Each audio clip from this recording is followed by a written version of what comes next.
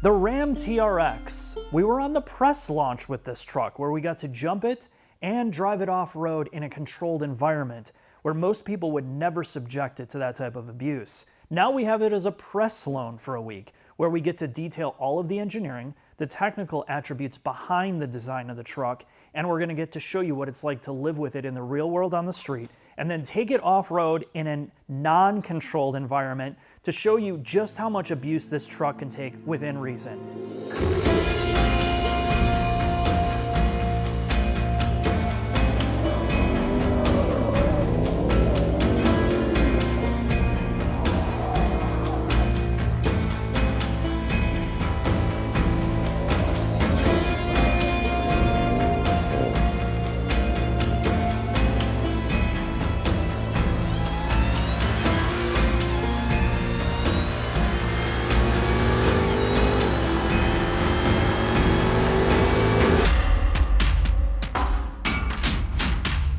TRX, baby. This truck is all testosterone. And Yeah, you're not kidding about that. And before we get into the engineering, let's quickly talk about some of the changes they made in the interior. New seats, some carbon fibery everywhere, a new electronic architecture for their HUD system, which will be making its way into future FCA products. You have a bespoke steering wheel, TRX badges throughout, and I will say this, now that we've spent time in the new F-150, this confirms it for me. FCA makes the nicest interior out of any truck currently on sale.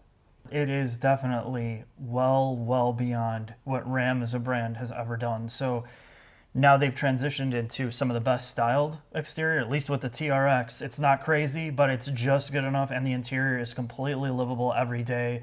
It's a luxury truck. It's a luxury truck, and it's a super truck now with all this power. So we talked about a lot of this on the launch, all the things that they did, what makes it special. So now we're underneath it so we can kind of tie that together. So as we mentioned in the launch video, this frame, which is loosely based on the 1500 regular frame, has 74% of its total components either strengthened or changed altogether. They have gone through this frame itself and gone through higher strength steels, galvanized certain sections of it, and changed basically suspension mounting locations, or just completely reinforce them all together to deal with some of the impacts this truck can take. As we mentioned in the video, the first one, they bought 6 or 7 F-150 Raptors, and they had the freedom, because those trucks were already out, to go through the cycles of learning that they went through and figure out what broke on those trucks to fix those problems in this thing. You have forged lower and upper control arms. Everything is oversized on here. It's almost like, comedy, essentially. It is comedy when you look at it for a half-ton pickup truck. You have monoblock front calipers, 2-piston. They don't look fancy. This is the biggest brakes in the segment, although they don't feel like it. Every time you get this up to speed and try to haul it down, it's like, no, don't do it again. You smell brakes for hours. But again, this truck, was never tested, was never even put on a circuit or a racetrack. That's not what this was about. Street and off-road. Correct. It's really a Baja truck, and that's what they're trying to go for. Don't forget as well, this is 2 inches taller than any other 1500, including like their power wagons. And this is the widest truck. I think it's almost 8 inches wider than a regular 1500. It's just massive. You can barely fit this in a garage. And in the front here, we have Bilstein E2 dampers. They are like 2 1/4 inch, I believe. Yeah, an all aluminum body damper, and they're enormous units. And what makes them much more different and special than some of the others that we see, namely in the aftermarket, you have remote reservoirs, which are tied under here, which you'll see from our press launch video of what they look like. They have braided stainless steel lines that connect the remote reservoirs to the shock bodies, so that helps in heat dissipation. It allows for insanely high pressures to be transferred from the lines to the remote reservoirs under huge compression events, and they are electronically controlled based on drive modes, ride height sensors. So you have all these different oil paths on the inside. It can continuously vary based on the terrain and just knowing how much the shock is compressed or decompressed, where it needs to adjust itself, compression and rebound. So cooling, travel, and then you have the bump stops, which are hydraulic. So the bumps, I mean, essentially everything in this truck has been designed to go in the air, come off the ground, and slam down within reason. And I think when we get into the drive, we already talked about this a bit in the off-road that we did.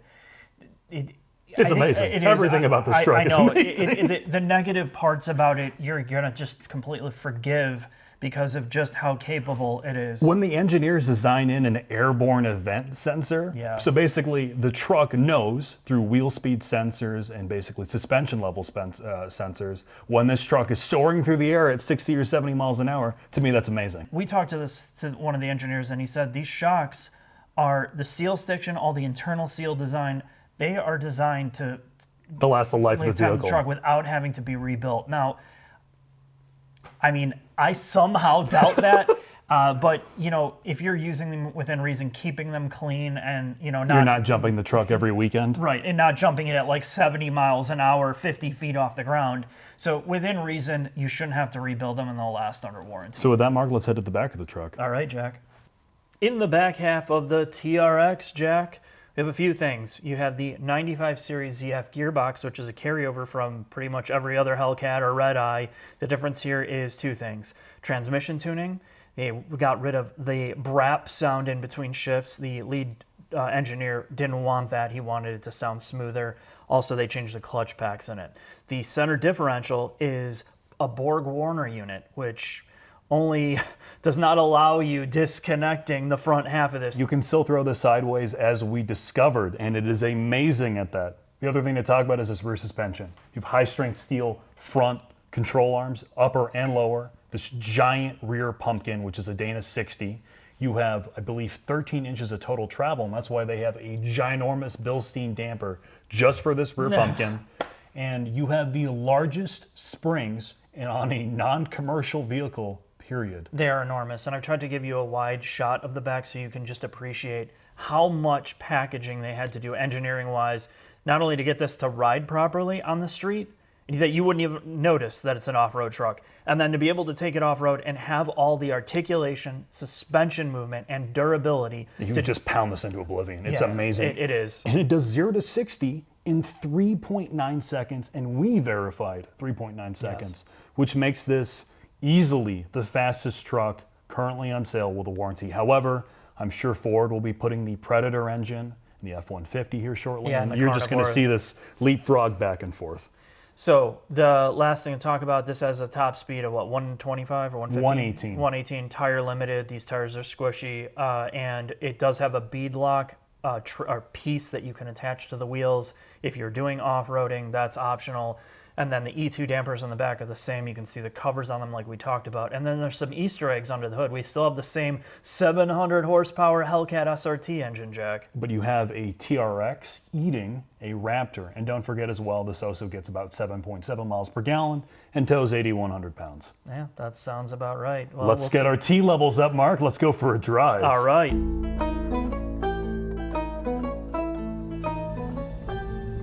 This thing's supposed to be fast. Well, we're about to find out, Mark.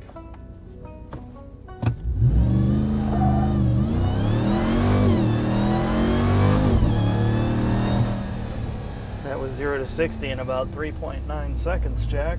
Yep, and it can do, it can't turn, but it can do this. Oh, yeah. This is so wrong, dude. This is so wrong.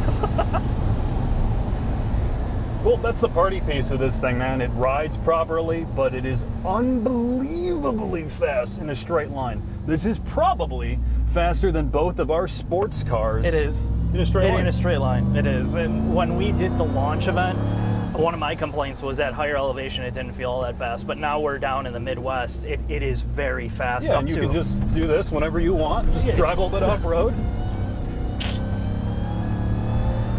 And then just go back on the road. This is the first truck I've been in where I'm just like, you can have the asshole mode on the street. Well, obviously not in the corners because this thing does not turn. But on the street, you can go flat out and then you can just take it off anywhere and drive flat out too. It's crazy. It is. I don't normally say this about things, but this is the best truck. If you don't care about fuel economy, and as we talked about in the shop segment, it's abysmal. This wins our award for worst fuel economy ever recorded in any truck or any vehicle, 7.7 miles per gallon. It's amazing. I don't remember a car that I've been in since I was a kid with some of the 70s cars, like my mom's old Lincoln Mark IV that had, I don't even know, it was a 7-liter that made 150 horsepower. That thing would get, you know, 7 to 8 miles per gallon on a good day, and that's the same thing. No matter how you drive in this, you'll be lucky to get 10 on a good day. But your inner 9-year-old, the part of you that loves Tonka trucks and all that other nonsense, will love this thing. Yeah, this is better than a Raptor in every single way. It defeats the Raptor in pure just sound. The V8, and that was my big complaint when I got in the new Raptor, it just, there's so much to be said about the human connection with the machine when you hear something. And I know that can be argued, but if you're a car or truck person, it matters. This is the Lamborghini Ferrari equivalent for truck people. It has the look that everybody recognizes. It has the stance, the style, the power, the sound, but I will say it's not loud enough in here. I continue to say that. I thought, okay, you know, maybe I'll get used to it. It's too quiet. I agree with you, but I mean, it's that Jekyll and Hyde personality that the first owner, not the second, third, or fourth owner of this truck, are looking for. It's probably going to be someone older who wants a luxury truck. Yes. And when they want to be an asshole and drive this thing like a straight up baboon, they totally can. And this was designed by adults with an 8-year-old like mentality, passion, like you said. So it carries over. The refinement carries over. Oh my God, bro! I guess we're going off road with that subject.